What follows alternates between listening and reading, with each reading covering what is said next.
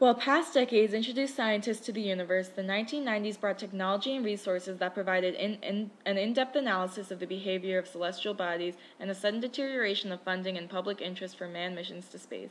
On April 25, 1990, American scientists released the most potent telescope into Earth's orbit, the Hubble telescope. The Hubble telescope, named after Edwin Hubble, a major astronomer who examined the expansion of the universe, is approximately 13.2 meters in length and orbits the Earth once every 96 minutes. This incredible telescope has been deemed the most famous telescope for its tantalizing images of the Crab and Eagle Nebula. Due to its incredible ability to take astounding images of nebula, which are regions of space where stars form, and galaxies, the Hubble telescope has provided scientists with a better understanding of galaxy and star formation, as well as a new perspective on the size of the universe. The Hubble Ultra-Deep Field image, released in 2004, is the deepest image ever taken of our universe.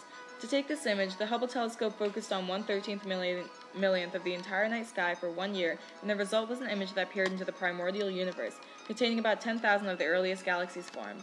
The Ultra-Deep Field image also allowed scientists to understand galaxy formation and evolution, and demonstrated the colossal size of the universe. The Hubble telescope has truly been American scientists' cosmic eye.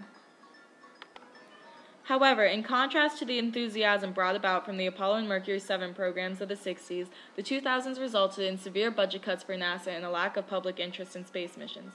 During the space race, astronauts in the Apollo and Mercury 7 programs, like Buzz Aldrin and John Glenn, were treated with enormous respect and were celebrated American heroes. Today, in the 2000s, the astronauts are not nearly admired as much as the early astronauts. NASA also lost popularity among the public when the Columbia Space Shuttle was destroyed upon re-entry to Earth in 2003.